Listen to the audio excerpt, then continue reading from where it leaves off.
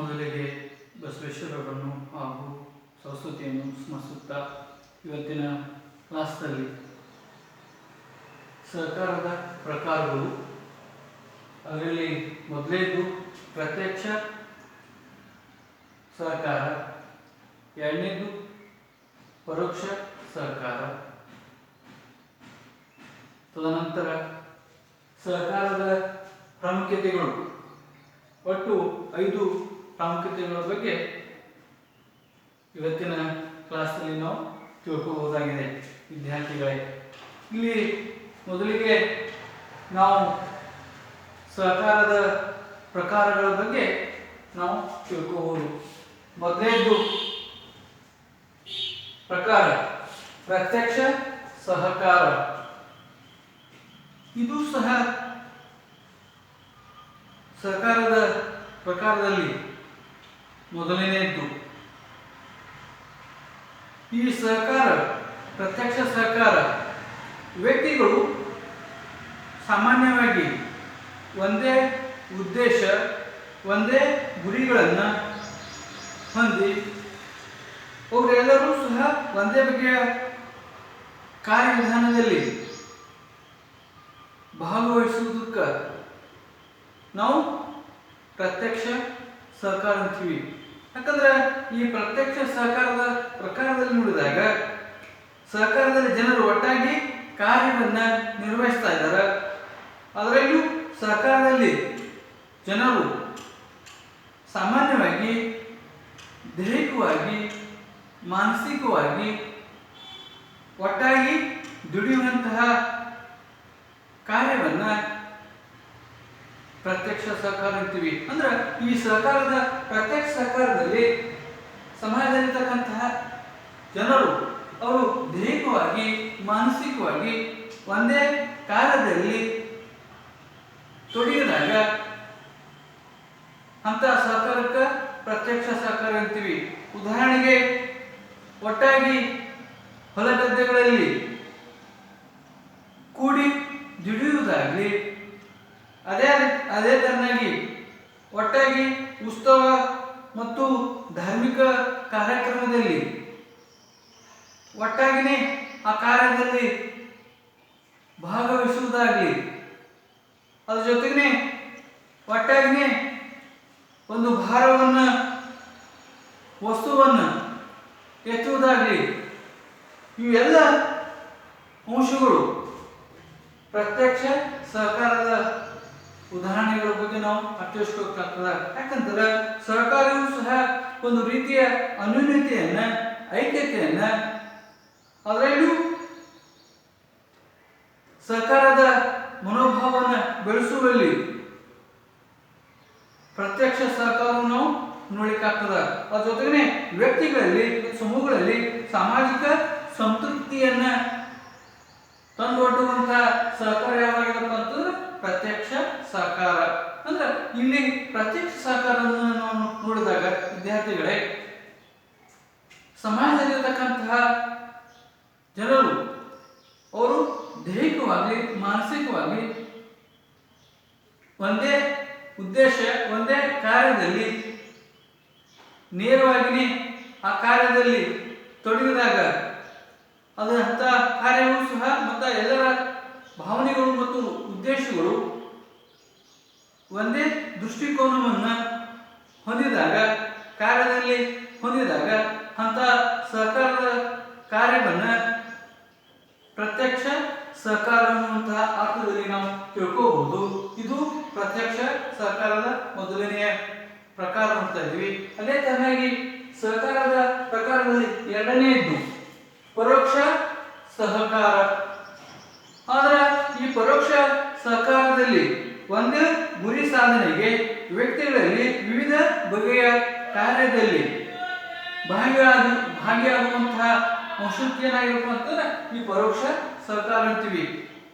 ಯಾಕಂದ್ರೆ ಇಲ್ಲಿ ವ್ಯಕ್ತಿಗಳಲ್ಲಿ ವೈಯಕ್ತಿಕ ನೆಲೆಯಲ್ಲಿ ಕೆಲಸ ಮಾಡುತ್ತಾರೆ ಮತ್ತು ಅದರಲ್ಲೂ ಸಹ ಅವರ ಉದ್ದೇಶವು ಒಂದೇ ಆಗಿರುವಂತಹ ಅರ್ಥದಲ್ಲಿ ನಾವು ನೋಡಲಿಕ್ಕೆ ಸಾಧ್ಯ ಆಗ್ತದೆ. ಆದ್ರೆ ಇಲ್ಲಿ ಪರೋಕ್ಷ ಸಹಕಾರವು ಸಹ ಇವರ ಉದ್ದೇಶ ಗುರಿಗಳು ಒಂದೇ ಇರ್ತವ. ಅವ್ರ ಕಾರ್ಯ ವಿಧಾನಗಳು ಒಂದು ರೀತಿಯ ಶ್ರಮ ವಿಭಜನೆ ಅಂತ ನಾವು ನೋಡುವಂತಹ ಸಹಕಾರ ಯಾವಾಗಪ್ಪ ಅಂತಂದ್ರೆ ಪರೋಕ್ಷ ಸಹಕಾರ. ಯಾಕಂದ್ರೆ ಈ ಪರೋಕ್ಷ ಸಹಕಾರವು ಸಹ ಒಂದು ರೀತಿಯ ಶ್ರಮ ವಿಭಜನೆ ಮತ್ತು ವಿಶೇಷವಾದಂತಹ ಪರಿಣತಿಯನ್ನ ಹೊಂದಿರತಕ್ಕಂತ ಅಂಶ ಏನಪ್ಪ ಅಂತಂದ್ರೆ ಈ ಪರೋಕ್ಷ ಸಹಕಾರ ಅಂತ ಹೇಳ್ತದ ವಿದ್ಯಾರ್ಥಿಗಳೇ. ಯಾಕೆ ಇಂದಿನ ಆಧುನಿಕ ಸಮಾಜದಲ್ಲಿ ಪರೋಕ್ಷ ಸಹಕಾರವು ಸಹ ಪ್ರಮುಖವಾದಂತಹ ಪಾತ್ರವನ್ನ ನಿರ್ವಹಿಸುವಂತದ್ದು ಯಾವ್ದಾಗದ ಈ ಪರೋಕ್ಷ ಸಹಕಾರ ಅಂತ ಹೇಳ್ತದ. ಅದರಲ್ಲೂ ಸಹ ಉದಾಹರಣೆಗೆ ಬ್ಯಾಂಕಿನಲ್ಲಿ ಬೇರೆ ಬೇರೆ ಸಿಬ್ಬಂದಿ ವರ್ಗದವರು ಬೇರೆ ಬೇರೆ ಕ್ಷೇತ್ರದಲ್ಲಿ ಕೆಲಸವನ್ನ ಮಾಡೋದ್ರಿಂದಾಗಿ ಆ ಬ್ಯಾಂಕಿನ ಕೆಲಸ ಸುಗಮವಾಗಿ ಸಾಧಿಸಲಿಕ್ಕೆ ಸಾಧ್ಯತೆ ಅಂತ ನೋಡಲಿಕ್ಕಾಗ್ತದ. ಅಂದ್ರೆ ಇಲ್ಲಿ ಬ್ಯಾಂಕಿನಲ್ಲೂ ಸಹ ಬೇರೆ ಬೇರೆ ಸಿಬ್ಬಂದಿ ವರ್ಗದವರು ಬೇರೆ ಬೇರೆ ಕ್ಷೇತ್ರದಲ್ಲಿ ತಮ್ಮದೇ ಆದಂತಹ ಕೆಲಸಗಳನ್ನ ಮಾಡೋದ್ರಿಂದಾಗಿ ಬ್ಯಾಂಕಿನ ಕೆಲಸವು ಏನಾಗ್ತದ ಸುಗಮವಾಗಿ ಕಾರ್ಯವನ್ನ ನಿರ್ವಹಿಸಲಿಕ್ಕೆ ಸಾಧ್ಯ ಆಗ್ತದ. ಅಂದ್ರೆ ಒಂದು ರೀತಿಯ ಪರೋಕ್ಷವಾದಂತಹ ರೀತಿಯ ಕಾರ್ಯವನ್ನ ನಾವು ಎಲ್ಲಿ ನೋಡ್ತಾ ಇದ್ದೀವಿ ಉದಾಹರಣೆಗೆ ಬ್ಯಾಂಕಿನಲ್ಲಿ ನಾವು ನೋಡಬಹುದು. ಅದೇ ತರನಾಗಿ ಮತ್ತೊಂದು ಉದಾಹರಣೆ ಆಸ್ಪತ್ರೆಗಳಲ್ಲಿ ದಾದಿಯರು ವೈದ್ಯರು ಇತರ ಸಿಬ್ಬಂದಿ ವರ್ಗದವರು ಸಹಕಾರದಿಂದಾಗಿ ರೋಗಿಯ ನಡುವಿನ ಸಹಕಾರದಿಂದಾಗಿ ಆಸ್ಪತ್ರೆಯ ಕಾರ್ಯವನ್ನು ನಿರ್ವಹಿಸಲಿಕ್ಕೆ ಸಾಧ್ಯತೆ ಆಗ್ತದ. ಇದು ಸೇರ್ತಕ್ಕಂತಹ ಒಂದು ರೀತಿಯ ಪರೋಕ್ಷ ಸಹಕಾರವನ್ನು ನಾವು ನೋಡಬಹುದಾಗಿದೆ. ಹಾಗೆ ಸಹಕಾರದ ಕಾರ್ಯಕ್ಷೇತ್ರದಲ್ಲಿ ವೈಜ್ಞಾನಿಕ ಸಂಶೋಧನೆಗಳಾಗಲಿ ಶ್ರಮ ವಿಭಜನೆಗಳಾಗಲಿ ಆಧಾರದ ಮೇಲೆ ಪರೋಕ್ಷ ಸಹಕಾರವೂ ಸಹ ನಡೆಯುವುದು ಸಹ ಸಾಮಾಜಿಕ ಹೆಚ್ಚು ಸಂಕೀರ್ಣಮಯವಾದಂತಹ ಈ ಹೋದಂತೆ ಪರೋಕ್ಷ ಸಹಕಾರವೂ ಸಹ ಹೆಚ್ಚಾಗಿ ಕಂಡುಬರುವಂತಹ ಸಂಗತಿಗಳನ್ನು ನಾವು ನೋಡಬಹುದಾಗಿದೆ ವಿದ್ಯಾರ್ಥಿಗಳೇ. ಹೀಗಾಗಿ ಪರೋಕ್ಷ ಸಹಕಾರವೂ ಸಹ ಇವರ ಒಂದು ರೀತಿಯ ಶ್ರಮ ವಿಭಜನೆಯನ್ನ ತಮ್ಮದೇ ಆದಂತಹ ಕಾರ್ಯವಿಧಾನವನ್ನ ಇಲ್ಲಿ ನೋಡಲಿಕ್ಕಾಗ್ತದ. ಇಲ್ಲಿ ಪರೋಕ್ಷ ಸಹಕಾರವೂ ಸಹ ಅವರ ಉದ್ದೇಶ ಗುರಿಗಳು ಒಂದೇ ಇರ್ತಾವ. ಅವರ ಕಾರ್ಯವಿಧಾನಗಳಂತ ಶ್ರಮ ವಿಭಜನೆ ಇರ್ತದೆ ಬೇರೆ ಬೇರೆ ರೂಪದಲ್ಲಿ ತಮ್ಮದೇ ಆದಂತಹ ಪರೋಕ್ಷವಾದಂತಹ ರೀತಿಯಲ್ಲಿ ಕಾರ್ಯವನ್ನ ನಿರ್ವಹಿಸುವಂತ ಸಹಕಾರ ಯಾವ್ದಾಗಪ್ಪ ಅಂತಂದ್ರೆ ಪರೋಕ್ಷ ಸಹಕಾರ ಅಂತೀವಿ ನಾವು. ಇದು ರೀತಿಯ ಈ ಸಹಕಾರದ ಪ್ರಕಾರದಲ್ಲಿ ಎರಡು ಪ್ರಕಾರಗಳ ಬಗ್ಗೆ ನಾವು ತಿಳ್ಕೊಂಡಿದ್ವಿ. ಅದೇ ರೀತಿಯಾಗಿ ಸಹಕಾರದ ಪ್ರಾಮುಖ್ಯತೆಗಳು ಒಟ್ಟು 5 ಪ್ರಾಮುಖ್ಯತೆಗಳ ಬಗ್ಗೆ ನಾವು ತಿಳ್ಕೊಳ್ಳಬಹುದಾಗಿದೆ. ಮೊದಲನೆಯದು ಸಹಕಾರವು ಒಂದು ಸಾಮಾಜಿಕ ಅಗತ್ಯತೆಯಾಗಿದೆ. ಅಂದ್ರೆ ಇಲ್ಲಿ ಪ್ರಾಮುಖ್ಯತೆ ಏನು ತಿಳಿಸ್ಕೊಡ್ತಂತಂದ್ರ ವಿದ್ಯಾರ್ಥಿಗಳೇ, ಸಹಕಾರವು ಒಂದು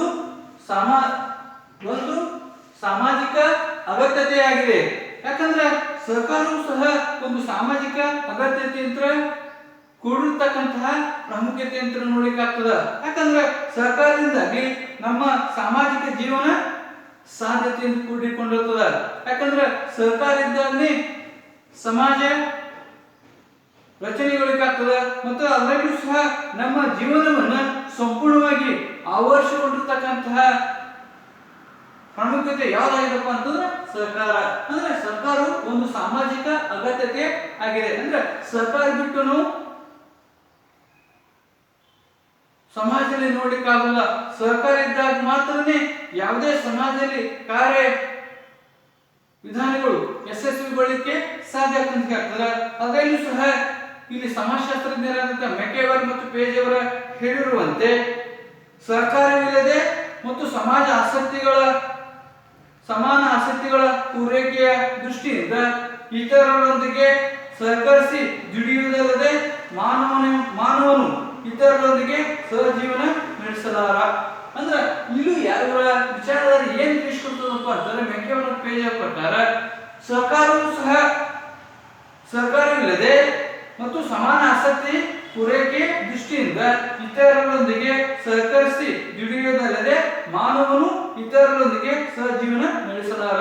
ಅಂದ್ರೆ ಇಲ್ಲಿ ಯಾವುದೇ ಸಮಾಜದಲ್ಲಿರ್ತಕ್ಕಂಥ ವ್ಯಕ್ತಿಗಳು ಸಹಕಾರ ಇಲ್ಲದೆ ಯಾವುದೇ ಕಾರ್ಯವು ಸಹ ಯಶಸ್ವಿಗೊಳಿಸಲಿಕ್ಕೆ ಸಾಧ್ಯ ಇಲ್ಲ ಅಂತ ಹೇಳ್ತಾರೆ. ಅಂದ್ರೆ ಯಾವುದೇ ಸಮಾಜದಲ್ಲಿ ಆಗಲಿ, ಸಮುದಾಯದಲ್ಲಿ ಆಗಲಿ, ಸಮೂಹದಲ್ಲಿ ಆಗಲಿ ಯಾವುದೇ ಒಂದು ಕಾರ್ಯವು ಯಶಸ್ವಿ ಹೊಂದಬೇಕಾಗಿತ್ತು ಅಂದ್ರೆ ಸಹಕಾರದ ಪಾತ್ರ ಹಿರಿದಾಗಿದೆ ಅಂತ ಹೇಳ್ತಾರೆ. ಯಾಕಂದ್ರೆ ಸರ್ಕಾರ ಒಂದು ಸಾಮಾಜಿಕ ಅಗತ್ಯತೆಯನ್ನು ಕೂಡಿಕೊಂಡದ.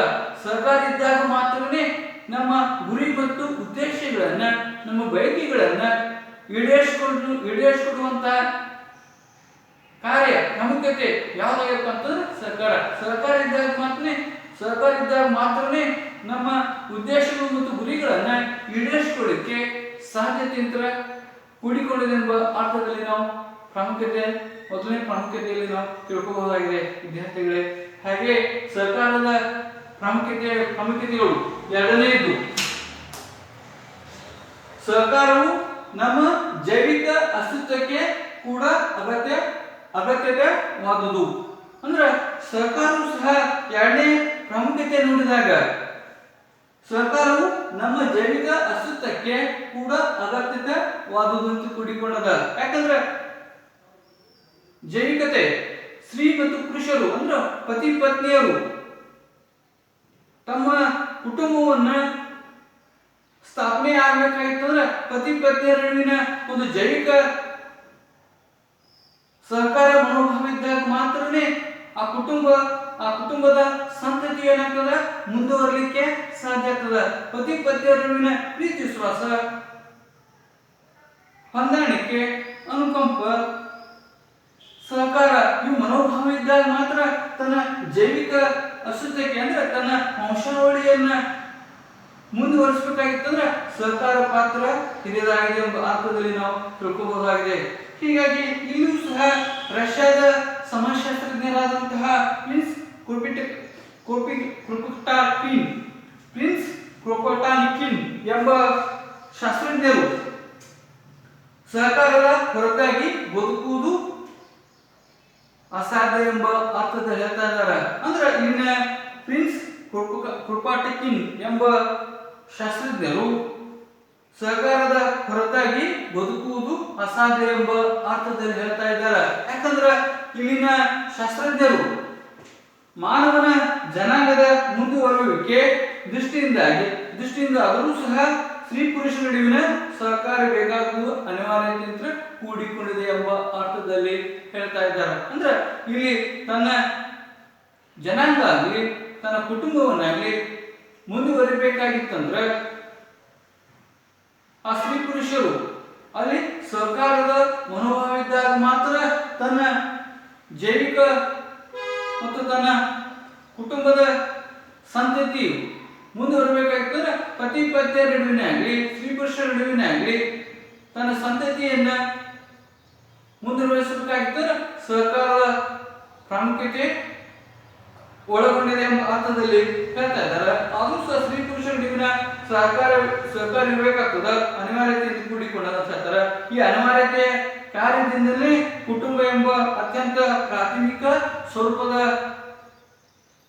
ಸಮೂಹವನ್ನ ಸ್ಥಾಪನೆ ಆಗಲಿಕ್ಕೆ ಸಾಧ್ಯತೆ ಅಂತ ಆಗ್ತದ, ಹುಟ್ಟುಕೊಳ್ಳಿಕ್ಕೆ ಸಾಧ್ಯತೆ ಎಂಬ ಅರ್ಥದಲ್ಲಿ ಸಹಕಾರದ ಪ್ರಾಮುಖ್ಯತೆ ಇದರಲ್ಲಿ ಒಳಗೊಂಡಿದೆ ಅಂತ ಹೇಳ್ತಾರೆ. ಹೀಗಾಗಿ ಸಹಕಾರ ಜೈವಿಕ ಮಟ್ಟದಲ್ಲೂ ಸಹ ಕಂಡು ಬರಲಿಕ್ಕೆ ಪ್ರಾಮುಖ್ಯತೆ ಅಂತ ಕೂಡಿಕೊಂಡಿದೆ ಎಂಬ ಅರ್ಥದಲ್ಲಿ ತಿಳ್ಕೋಬಹುದಾಗಿದೆ ವಿದ್ಯಾರ್ಥಿಗಳೇ. ಹೀಗಾಗಿ ಇನ್ನೂ ಸಹ ಸಹಕಾರವು ನಮ್ಮ ಜೈವಿಕ ಅಸ್ತಿತ್ವಕ್ಕೆ ಕೂಡ ಅಗತ್ಯವಾದುದು ಎಂಬ ಎರಡನೇ ಪ್ರಾಮುಖ್ಯತೆ ಬಗ್ಗೆ ನಾವು ತಿಳ್ಕೊಂಡಿದ್ವಿ. ಅದೇ ತರನಾಗಿ ಮೂರನೇ ಪ್ರಾಮುಖ್ಯತೆ ಸಹಕಾರದ ಪ್ರಾಮುಖ್ಯತೆಗಳು. ಮೂರನೇದು, ಸಹಕಾರವು ಪ್ರಗತಿಗೆ ಸಾಧಿಸಲು ಸಹಾಯಕವಾದುದು. ಇಲ್ಲಿ ಮೂರನೇದೇನ ಅರ್ಥ ತಿಳಿಸಿಕೊಳ್ತ ಪ್ರಾಮುಖ್ಯತೆಗಳು ನೋಡಿದಾಗ ಸಹಕಾರವು ಪ್ರಗತಿಯ ಸಾಧಿಸಲು ಸಹಾಯಕವಾದುದು. ಅಂದ್ರೆ ಇಲ್ಲಿ ನಾವು ಸಮಾಜದಲ್ಲಿ ಸಹಕಾರ ಪ್ರಗತಿ ಸಾಧಿಸಲು ಸಹ ಸಹಾಯಕವಾಗಿದೆ. ಅಂದ್ರೆ ಸರ್ಕಾರವು ಸಹ ಸಮಾಜದ ಪ್ರಗತಿಗೆ ಅತಿ ಅವಶ್ಯಕತೆಯಿಂದ ಕೂಡಿಕೊಂಡದ. ಅದರಲ್ಲಿಯೂ ಸಹ ಕೃಷಿ ಕ್ಷೇತ್ರದಲ್ಲಾಗಲಿ, ಉದ್ಯಮ ಕ್ಷೇತ್ರದಲ್ಲಾಗಲಿ, ಸಾರಿಗೆ ಸಂಪರ್ಕ ಕ್ಷೇತ್ರದಲ್ಲಾಗಲಿ, ತಂತ್ರಜ್ಞಾನ ವಿಜ್ಞಾನ ಕ್ಷೇತ್ರದಲ್ಲಾಗಲಿ ಸರ್ಕಾರ ಪ್ರಗತಿಯನ್ನ ಅಂದ್ರೆ ಸರ್ಕಾರವು ಪ್ರಗತಿ ಸಾಧಿಸಲು ಸಹಾಯಕವಾಗಿದೆ. ಅಂದ್ರೆ ಸಮಾಜದಲ್ಲಿ ವಿವಿಧ ಕ್ಷೇತ್ರದಲ್ಲಿ ನಾವು ನೋಡಿದಾಗ ವಿಜ್ಞಾನ ಕ್ಷೇತ್ರದಲ್ಲಾಗಲಿ, ಸಾರಿಗೆ ಸಂಪರ್ಕ ಕ್ಷೇತ್ರದಲ್ಲಾಗಲಿ, ಹಾಗೆ ಇರತಕ್ಕಂತಹ ಕೃಷಿ ಕ್ಷೇತ್ರದಲ್ಲಾಗಲಿ ಪ್ರಗತಿಯನ್ನ ಹೊಂದಬೇಕಾಗಿತ್ತಂದ್ರೆ ಸರ್ಕಾರದ ಪಾತ್ರವೂ ಸಹ ಪ್ರಾಮುಖ್ಯತೆಯು ಒಳಗೊಂಡದ. ಅಂದ್ರೆ ಅಲ್ಲಿ ಯಾವುದೇ ಒಂದು ಕಾರ್ಯ ಯಶಸ್ವಿ ಆಗಬೇಕಂತಂದ್ರೆ ಅಲ್ಲಿ ಸರ್ಕಾರದ ಪ್ರಾಮುಖ್ಯತೆ ಕೂಡಿಕೊಂಡದ. ಅಲ್ಲಿ ಸರ್ಕಾರ ಇದ್ದಾಗ ಮಾತ್ರನೇ ಸಮಾಜ ವಿವಿಧ ಕ್ಷೇತ್ರದಲ್ಲಿ ನಾವು ಪ್ರಗತಿಯನ್ನ ಹೊಂದಲಿಕ್ಕೆ ಸಾಧ್ಯ ಆಗ್ತದೆ. ಒಂದು ವೇಳೆ ನಾವು ಸರ್ಕಾರ ಇರದೇ ಇದ್ದಾಗ ಯಾವುದೇ ಕ್ಷೇತ್ರದಲ್ಲಿ ಪ್ರಗತಿಯನ್ನ ಹೊಂದಲಿಕ್ಕೆ ಸಾಧ್ಯ ಆಗುವುದಿಲ್ಲ. ಹೀಗಾಗಿ ಇಲ್ಲಿನ ಉದ್ಯಮ ಕ್ಷೇತ್ರದಲ್ಲಾಗಲಿ, ಕೃಷಿ ಕ್ಷೇತ್ರದಲ್ಲಾಗಲಿ, ಸಾರಿಗೆ ಸಂಪರ್ಕ ಕ್ಷೇತ್ರದಲ್ಲಾಗಲಿ, ತಂತ್ರಜ್ಞಾನ ವಿಜ್ಞಾನ ಕ್ಷೇತ್ರದಲ್ಲಾಗಲಿ ಸರ್ಕಾರ ಪ್ರಾಮುಖ್ಯತೆ ಒಳಗೊಂಡದ. ಅಂದ್ರೆ ಆ ಕ್ಷೇತ್ರದಲ್ಲಿ ಪ್ರಗತಿ ಹೊಂದಬೇಕಾಗಿತ್ತಂದ್ರೆ ಆ ಸಮಾಜದಲ್ಲಿರ್ತಕ್ಕಂಥ ಆ ಕ್ಷೇತ್ರದ ಜನರು ಸರ್ಕಾರದಿಂದ ದುಡಿದಾಗ, ಒಂದೇ ಉದ್ದೇಶ ಒಂದೇ ಗುರಿಗಳಲ್ಲಿ ತೊಡಗಿದಾಗ ಆ ಕ್ಷೇತ್ರ ಏನಾಗ್ತದ ಪ್ರಗತಿಯನ್ನ ಹೊಂದಲಿಕ್ಕೆ ಸಾಧ್ಯತೆಯಿಂದ ಕೂಡಿಕೊಂಡಿರತಕ್ಕಂತಹ ಈ ಮೂರನೇ ಪ್ರಾಮುಖ್ಯತೆಯನ್ನು ನಾವು ತಿಳ್ಕೊಂಡಿದ್ವಿ. ಅದೇ ತರನಾಗಿ ನಾಲ್ಕನೇದ್ದು ಸರ್ಕಾರದ ಪ್ರಾಮುಖ್ಯತೆಗಳು. ನಾಲ್ಕನೇದ್ದು ಸರ್ಕಾರವು ಅಂತಾರಾಷ್ಟ್ರೀಯ ವಿವಾದಗಳಿಗೆ ಹಾಗೂ ಸಮಸ್ಯೆಗಳಿಗೆ ಪರಿಹಾರ ನೀಡಬಹುದು. ಇದು ಸಹ ಈ ನಾಲ್ಕನೇ ಪ್ರಾಮುಖ್ಯತೆಯನ್ನು ನಾವು ತಿಳ್ಕೋಬಹುದು. ಪ್ರಾಮುಖ್ಯತೆ ಅಂದ್ರೆ ಈ ಸರ್ಕಾರವು ಸಹ ಇಂದು ರಾಷ್ಟ್ರ ಮತ್ತು ಅಂತಾರಾಷ್ಟ್ರೀಯ ಮಟ್ಟದಲ್ಲಿಯೂ ಸಹ ನಾವು ಸರ್ಕಾರ ಪಾತ್ರ ಪ್ರಾಮುಖ್ಯತೆಯನ್ನು ನಾವು ನೋಡಲಿಕ್ಕಾಗ್ತದ. ಯಾಕಂದ್ರೆ ವಿಶ್ವದಲ್ಲಿ ಶಾಂತಿ ಏರ್ಪಡಬೇಕಾಗಿತ್ತು ಅಂದ್ರೆ ಜಗತ್ತಿನ ಎಲ್ಲ ರಾಷ್ಟ್ರಗಳು ಅಲ್ಲಿ ಅವರ ನಡುವಿನ ಉನ್ನತ ಮಟ್ಟದಲ್ಲಿ ಸಹಕಾರ ಏರ್ಪಟ್ಟಾಗ ಅಲ್ಲಿ ವಿಶ್ವ ಮಟ್ಟದಲ್ಲಿ ರಾಷ್ಟ್ರ ಮತ್ತು ಅಂತಾರಾಷ್ಟ್ರ ಮಟ್ಟದಲ್ಲಿ ಶಾಂತಿ ಸುವ್ಯವಸ್ಥೆ ಆಗ್ತದ. ಪ್ರಗತಿಯನ್ನ ಕಂಡುಕೊಳ್ಳಿಕ್ಕೆ ಮತ್ತು ನಮ್ಮಲ್ಲಿರ್ತಕ್ಕಂತಹ ವೈಮನಸ್ಸಾಗಲಿ, ದ್ವೇಷ ಆಗಲಿ, ಅಪನಂಬಿಕೆ ಆಗಲಿ ಇಂತಹ ಸಮಸ್ಯೆಗಳನ್ನ ಪರಿಹರಿಸುವಂತಹ ಕಾರ್ಯ ನಿರ್ವಹಿಸುವಂತಹ ಯಾವ್ದು ಮಾಡ್ತಪ್ಪ ಅಂತಂದ್ರೆ ಸರ್ಕಾರ. ಹೀಗಾಗಿ ಸರ್ಕಾರವು ಸಹ ಅಂತಾರಾಷ್ಟ್ರೀಯ ವಿವಾದಗಳಿಗಾಗಿ ಹಾಗೂ ಆ ಸಮಸ್ಯೆಗಳಿಗಾಗಿ ಪರಿಹಾರವನ್ನ ನೀಡುವಂತ ಪ್ರಾಮುಖ್ಯತೆ ಕಾರ್ಯ ಯಾವ್ದು ಮಾಡಬೇಕು ಅಂತಂದ್ರೆ ಸರ್ಕಾರ. ಹೀಗಾಗಿ ಇದು ಸಹ ಸರ್ಕಾರವು ಸಹ ಜಾಗತಿಕ ಸಮಸ್ಯೆಗಳಿಗೆ ಮತ್ತು ಕಲಹಗಳಿಗೆ ಸರ್ಕಾರವು ಸಹ ಶಾಶ್ವತ ಪರಿಹಾರವನ್ನ ಒದಗಿಸಿರುವಂತಹ ಕಾರ್ಯ ಯಾವ್ದು ಮಾಡ್ತದಪ್ಪ ಅಂತ ಸರ್ಕಾರ. ಹೀಗಾಗಿ ಸರ್ಕಾರವು ಸಹ ತನ್ನದೇ ಆದಂತಹ ರಾಷ್ಟ್ರ ಮಟ್ಟದಲ್ಲಾಗಲಿ, ಅಂತಾರಾಷ್ಟ್ರ ಮಟ್ಟದಲ್ಲಾಗಲಿ ಇದು ಆ ಸಮಸ್ಯೆಗಳನ್ನ ಪರಿಹರಿಸಿ ಅಲ್ಲಿ ಪ್ರೀತಿ, ವಿಶ್ವಾಸ, ಸೌಹಾರ್ದತೆಯಿಂದ ಸಮಸ್ಯೆಯನ್ನ ಪರಿಹರಿಸುವಂತಹ ಕಾರ್ಯ ಪ್ರಾಮುಖ್ಯತೆ ಯಾವ್ದು ಮಾಡ್ತಪ್ಪ ಅಂತಂದ್ರೆ ಸರ್ಕಾರ ಅರ್ಥದಲ್ಲಿ ನಾವು ನೋಡಬಹುದಾಗಿದೆ ವಿದ್ಯಾರ್ಥಿಗಳೇ. ಹಾಗೂ ಕೊನೆಯದಾಗಿ ಸರ್ಕಾರದ ಪ್ರಾಮುಖ್ಯತೆಗಳು ಐದನೇದು ಸರ್ಕಾರ ಮತ್ತು ಪರಸ್ಪರ ಅವಲಂಬನೆ ಇವು ಒಟ್ಟಾಗಿ ಸಾಗುವು. ಅಂದ್ರೆ ಸರ್ಕಾರವು ಸಹ ಈ ಪರಸ್ಪರ ಅವಲಂಬನೆ ಇವು ಒಟ್ಟಾಗಿ ಸಾಗುವು. ಯಾಕಂದ್ರೆ ಸರ್ಕಾರ ಮತ್ತು ಪರಸ್ಪರ ಅವಲಂಬನೆ ಆಧುನಿಕ ಜೀವನದಲ್ಲಿ ಅನಿವಾರ್ಯತೆಯಲ್ಲಿ ಒಂದು ನಾವು ನೋಡಲಿಕ್ಕಾಗ್ತದ. ಯಾಕಂತಂದ್ರೆ ಸರ್ಕಾರ ಮತ್ತು ಪರಸ್ಪರ ಅವಲಂಬನೆ ಇವು ಒಟ್ಟಾಗಿ ಸಾಗಲಿಕ್ಕಾಗ್ತದ. ಯಾಕಂದ್ರೆ ಇಲ್ಲಿ ಪರಸ್ಪರ ಅವಲಂಬನೆ ಅಲ್ಲಿ ಕೊಡುವಿಕೆ ಮತ್ತು ತೆಗೆದುಕೊಳ್ಳತಕ್ಕಂತಹ ಅಂಶಗಳನ್ನು ನಾವು ನೋಡಲಿಕ್ಕಾಗ್ತದ. ಯಾಕಂದ್ರೆ ನಾವು ಪ್ರತಿಯೊಂದು ಸಹ ಜಗತ್ತಿನಲ್ಲಿ ಸಮಾಜದಲ್ಲಿ ಬೇರೆ ಸಮಾಜ ಆಗಲಿ, ಬೇರೆ ಸಮುದಾಯ ಆಗಲಿ, ಬೇರೆ ಸಮೂಹ ಆಗಲಿ, ಬೇರೆ ರಾಷ್ಟ್ರವನ್ನಾಗಲಿ ಅವ್ರ ಜೊತೆಗೆ ನಾವು ಸರ್ಕಾರದ ಮನೋಭಾವವನ್ನು ಹೊಂದಬೇಕಾಗ್ತದ. ಅಂದ್ರೆ ಪರಸ್ಪರ ಅವಲಂಬನೆ. ನಾವು ಕಷ್ಟ ಇದ್ದಾಗ ಅವರ ಸಹಾಯ ಪಡ್ಕೊತಾರೆ, ಅವ್ರ ಕಷ್ಟ ಇದ್ದಾಗ ನಾವು ಸಹಾಯವನ್ನು ಕೊಡ್ತಾ ಇದೀವಿ. ಅಂದ್ರೆ ಅಲ್ಲಿನ ಸರ್ಕಾರವು ಕೊಡುವಿಕೆ ಮತ್ತು ತೆಗೆದುಕೊಳ್ಳತಕ್ಕಂತಹ ಪ್ರಾಮುಖ್ಯತೆಯನ್ನು ನಾವು ನೋಡ್ಲಿಕ್ಕೆ ಆಗ್ತದ. ಅಂದ್ರೆ ಪ್ರತಿಯೊಂದು ಸಮಾಜದಲ್ಲಿರ್ತಕ್ಕಂಥ ಪ್ರತಿಯೊಬ್ಬ ಸಮಾಜದ ವ್ಯಕ್ತಿ ಸ್ವಾವಲಂಬನೆ ನೋಡ್ಲಿಕ್ಕಾಗುದಿಲ್ಲ, ಅಲ್ಲಿ ಪರಾವಲಂಬನೆಯನ್ನು ಅಥವಾ ಸಹಕಾರದ ಮನೋಭಾವನೆಯನ್ನ ಅಲ್ಲಿನ ಪರಸ್ಪರ ಅವಲಂಬನೆಯನ್ನ ಅಲ್ಲಿನ ನಮ್ಮ ಕಷ್ಟದಾಗಿದ್ದಾಗ ಅವರು ಸಹಾಯ ಮಾಡ್ತಾರೆ, ಅವ್ರ ಕಷ್ಟದಾಗ ನಾವು ಸಹಾಯ ಮಾಡಿದಾಗ ಅಲ್ಲಿರ್ತಕ್ಕಂಥ ಸಹಕಾರದ ಮನೋಭಾವನ ಅಂಶವನ್ನ ಪ್ರಾಮುಖ್ಯತೆಯನ್ನ ನಾವು ತಿಳ್ಕೋಬಹುದಾಗಿದೆ. ಹೀಗಾಗಿ ಸಹಕಾರ ಮತ್ತು ಪರಸ್ಪರ ಅವಲಂಬನೆ ಆಧುನಿಕ ಜೀವನದಲ್ಲಿ ಅನಿವಾರ್ಯತೆಗಳಲ್ಲಿ ಒಂದು. ಇದಕ್ಕೆ ಮುಖ್ಯ ಕಾರಣ ಅಂತಂದ್ರೆ ಇಲ್ಲಿ ವ್ಯಕ್ತಿಗಳು, ಸಮೂಹಗಳು, ಸಮಾಜಗಳು, ದೇಶಗಳು ಸಹ ನಡುವಿನ ಪರಸ್ಪರ ಅವಲಂಬನೆಗಳನ್ನು ನಾವು ನೋಡಲಿಕ್ಕೆ ಸಾಧ್ಯತೆ ಆಗ್ತದೆ. ಹೀಗಾಗಿ ವಿಶ್ವದ ರಾಷ್ಟ್ರದ ಸಂಘಟನೆಗಳಲ್ಲಿಯೂ ಸಹ ಈ ಪರಸ್ಪರ ಅವಲಂಬನೆ ಸಹಕಾರದ ಅಂಶಗಳು, ಪ್ರಾಮುಖ್ಯತೆಗಳು ನಾವು ತಿಳ್ಕೋಬಹುದಾಗಿದೆ. ಹೀಗಾಗಿ ವಿಶ್ವದ ರಾಷ್ಟ್ರ ಸಂಘಟನೆಗಳಲ್ಲಿ ಸಂಘಟನೆಯೂ ಸಹ ತನ್ನ ಸದಸ್ಯ ರಾಷ್ಟ್ರ ಜೊತೆಗೆ ಸಹಕಾರದ ವರ್ಧನೆಯನ್ನ ಉದ್ದೇಶವನ್ನ ಹೊಂದುವಂತಹ ಅಂಶಗಳನ್ನು ನಾವು ನೋಡಲಿಕ್ಕಾಗ್ತದೆ. ಹೀಗಾಗಿ ಸಹಕಾರ ಮತ್ತು ಪರಸ್ಪರ ಅವಲಂಬನೆ ಇವು ಒಟ್ಟಾಗಿ ಸಾಗುವವು. ಇವು ತನ್ನದೇ ಆದಂತಹ ಪ್ರಾಮುಖ್ಯತೆಯಿಂದ ಕೂಡಿಕೊಂಡಿರ್ತಕ್ಕಂಥ ಅಂಶಗಳನ್ನು ನಾವು ತಿಳ್ಕೋಬಹುದಾಗಿದೆ.